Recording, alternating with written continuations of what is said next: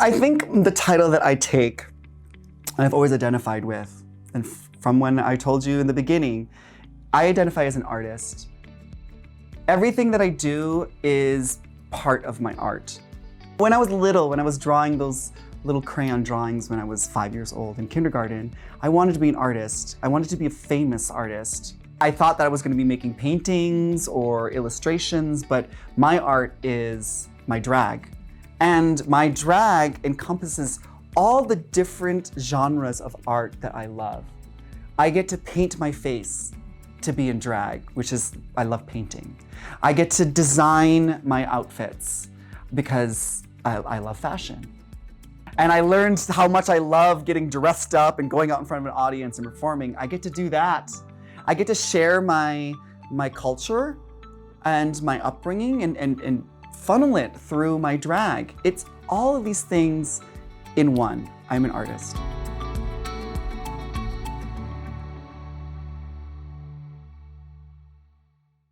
It's been so fun talking to you, and I'm so happy we have the last segment, which is about 5-6 minutes. Bitin. You know what bitin is? Not enough. Not enough. Not enough, not enough. We're going to be talking about Drag Den now in this part of the program. For those who are not familiar, what is Drag Den? Drag Den, which is on Prime Video. So if you have Amazon Prime, you get Amazon Prime Video. It's an original show created by Rod Singh, a celebrated director in the Philippines, who came up with this concept because they just didn't see enough of Filipino drag representation out there.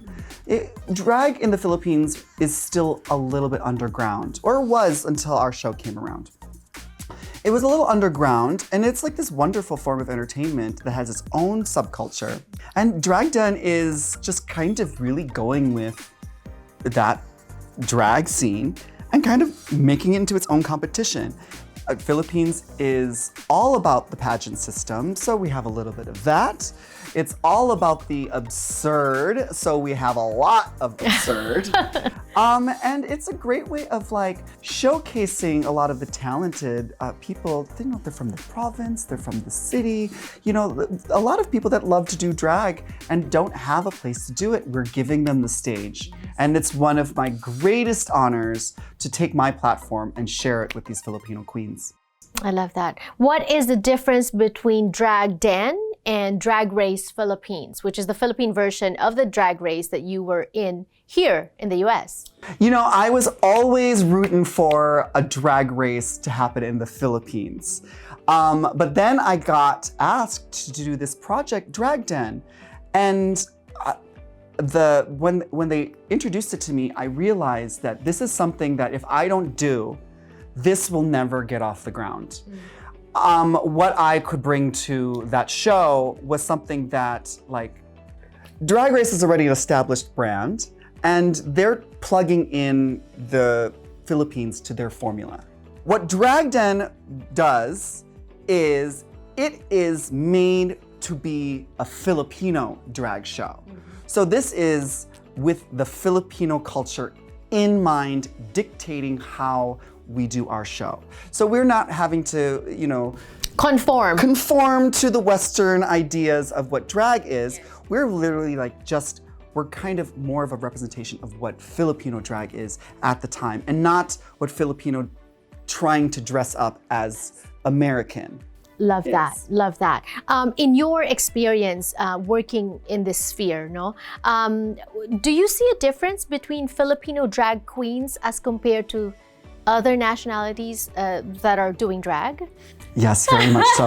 Very, really? Very much so. Like what? Okay, so the first time I went to the Philippines, I went to Obar. I got to perform at Obar. Right. It is one of the most entertaining shows I have ever seen. And what I realized is that the queens that were the O-Divas at Obar, they were so dedicated to the craft. They were out there early afternoon rehearsing for their shows, multiple shows. They put on like 3 or 4 shows a night. It starts at like 10, goes all the way till the morning. Full productions, full choreography, dancers, you know, costumes, queens, right? Pyrotechnics, queens flying around from the ceiling, being risen out of the stage, everything. It was the most dedicated drag show I've ever seen. And I've been performing drag around the world, and I've seen drag from all over the world. And I don't know, maybe I'm a little bit like, you know, little Filipino pride. I want to like have my girls do the best, but they really, really impressed me. And from that point on, I have just been going around telling everyone how good the drag is in the Philippines. It's phenomenal. They have very little resources, but they make the most out of it. Whereas I, from here in America, am truly impressed. Yes, yes. And also you can compare, like blessed to have all these resources available to you and to others around the world, but in the Philippines, especially those that come from the provinces, it's, right? And there were some queens that like, they, at the end of the show, when the club was closing at like 8 in the morning, they would just crawl underneath their little makeup desk and just sleep there because it would take them too long to go back to the province and then come back for the show the next day. They're making money, not very much, but at least they're feeling celebrated by the audience. They are feeling the love. They get to be themselves. A lot of them are using drag as a way to become more comfortable with who they are. A lot of them are trans performers as well. It's a safe place for them to discover who they are as a woman. And it's a great place to really like show off your talents in performance and singing and dancing. It's great. So as a big part of that production, you know, executive producer, head judge, and host of the show after season 1, what was your reaction like to the audience's reaction and acceptance and welcoming of the show? Well, first of all, I want to thank all my fans because they're so dedicated and loyal to me that I just had all my Filipino fans were watching, regardless if they were interested in the show or not. But it didn't really matter because once they met the queens, they were hooked. Once I met the queens, I was hooked. The show is fantastic. I'm really, really happy. We debuted December 2022 around Christmas time, which is a really difficult time. People aren't really watching TV because they're partying, they're celebrating, they're going to church, they're shopping. They're visiting grandma, they're shopping at the SM at the store. bazaar. Yes, Right? But we had the best ratings of Prime Video in the Philippines for like the entire run of our series. And so it was instantly picked up for a second season. Exactly. And also I heard about how very meager the budget was for the first season. And imagine the kind of show that you put on. And imagine now what more it can be and how bigger it can be with the full backing. Yeah, well, that's what's great about our show is because we didn't have to have this, we wanted to show the underground, the grit, the reality of what a lot of drag is. A lot of drag is performed in the streets. In the barrios. In the barrios, yeah.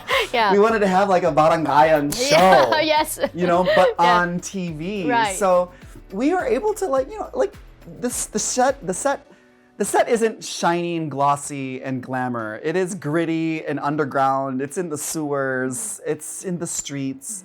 And because of that, like, our production level looks really good. We like drag in the Philippines. We had limited resources, but we made the most out of it. And that was really charming to see. And when I walked onto set, I was like, ew, gross, this place looks so disgusting. And then I realized it's a brand new building, it's a brand new set, it's just made to look gross. Right, and I'm like, oh, this is so cool. Yes, yes. Yeah. Also because when it's like that, the set doesn't really catch your attention too much. The queens shine brighter. Yeah, Right? exactly. So basically, we're about to end this interview, which I don't want to do. You are described as a host, producer, you're a celebrity endorser, you're a reality show personality, you're a recording artist, you're a comedian. What is your favorite title? You are multi-hyphenate, right? / / / / / I think the title that I take, and I've always identified with, and from when I told you in the beginning, I identify as an artist. Everything that I do is part of my art. When I was little, when I was drawing those little crayon drawings when I was 5 years old in kindergarten, I wanted to be an artist. I wanted to be a famous artist. I thought that I was going to be making paintings or illustrations, but my art is my drag. And my drag encompasses all the different genres of art that I love. I get to paint my face to be in drag, which is, I love painting. I get to design my outfits because I love fashion. I get to perform. I remember when I first learned the tinikling, and I learned how much I love getting dressed up and going out in front of an audience and performing. I get to do that. I get to share my culture and my upbringing and funnel it through my drag. It's all of these things in one. I'm an artist. And also an activist. You're using your platform to give voice to causes and social justice issues. I like that about you. Well, that's one of the side effects, with once you have all these eyes on you, you now have to take on a responsibility to make sure that the people that are now watching you are seeing you in a good light. And it makes me a better person. And I take that responsibility very seriously, because now that people are watching me, I can use my voice for good, and that's why I love that I'm able to share my platform with the queens of Drag Den. And on Drag Den, we aren't afraid to be political. We will point things out on our show. And that's what I love about our drag queens, is I'm teaching them to also be political and to stand up and, put their voices out there. Yes, they may not be right. Voice, yes. They might not have people agreeing with them, but they can still use the attention that they have for other purposes, like spreading awareness for good causes, and raising awareness of some of the injustices that are happening in the world. Right. So you're doing so much, you've done so much. Is there anything else you'd like to do? I don't know. Maybe retire one day? No, I don't think I will retire. I told you I'm gonna be that old drag queen that's going to be wheeled out in a rhinestone wheelchair. Right. I don't know. That's the thing about it, is that I never really had any specific goals in mind. I never thought that I was going to be here as a drag queen. I just knew that I wanted to do drag. So I just kind of pursued and followed my dreams and let them take me where I wanted, where it took me. Personally? Yeah. Do you have anything else personally that you want to achieve too? Well, I won an award. Yeah, I got my own show. Exactly. I have endorsements. a wonderful husband. Kids. Oh, you came back to the kids. Exactly. I have plenty of nieces and nephews, and now I have all my drag daughters, my drag children. I really do care. I think that being a parent and being a mother is being able to share yourself with other people. I think that because I have this platform and I'm able to share what I love and what I do and who I am with so many people around the world, I don't think I need to have children. But if I get to influence anyone in a positive way that's watching, even in a little bit of moment, or like one of my drag daughters or one of my contestants from the show, give them that encouragement and support, I think that's really one of the most meaningful things as well to me. And I hope to be able to continue to do that in bigger and better ways. Right. Yeah, see, I wasn't expecting that answer. No, she gets deep, honey. She gets deep. As a person doing what you're doing, as an entrepreneur, doing everything, running around, at the drop of a hat, you travel, you do this and all that. You lead a very busy life. How do you relax? Oh, well, I do like to relax a lot. I am always working, and the perception is that I am always busy, I'm always traveling, I'm always doing drag. The reality is that most of the time, I'm just sitting on the sofa watching Prime Video. What genre do you like? Oh, I love period pieces. I love sci-fi shows. I love things that bring me to a new place, make me laugh, entertain me. I love just being able to just be at home. So when at home, do you cook?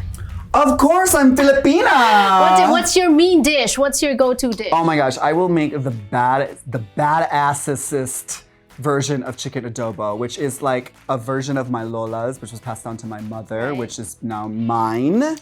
and I've learned all the little tricks and well, my Lola made it the best. My mother cut corners, but it was still pretty good because it was my Lola's recipe. And now I've like Made it over. I've tried to reinvigorate it to be what I remember my Lola's to be. See. Yeah, I'll throw down some adobo. I'm working. You're getting me hungry. Oh no, we're gonna have. I'm gonna be inviting myself to your house, right? Okay, Michael. What more can the fans expect from you? Well, I hope that I get to do more Drag Den. For seasons and seasons to come. I hope to expand the Drag Den universe. I've got my own show. I've been now awarded this like amazing award, which I'm still like in shock about. And Well deserved though, well deserved. No, Well, yeah, yes. I'm sure you know that. yeah, Yes. I'm very proud to bring a trophy home for the Philippines. Yeah, I don't know. What you do know though is what fans can expect from Drag Den Season 2. Oh my gosh. So if y'all loved Drag Den the first season, you guys are going to gag at the new season because we have bigger production, we have a little bit bigger budget. The episodes are going to be a little bit longer, so you get to spend a lot more time with the queens. We have bigger guest celebrity judges, and it's a lot of fun. Wow. Look at you, you're on top of your world, doing everything, slaying, and living your best life. Salamat pose!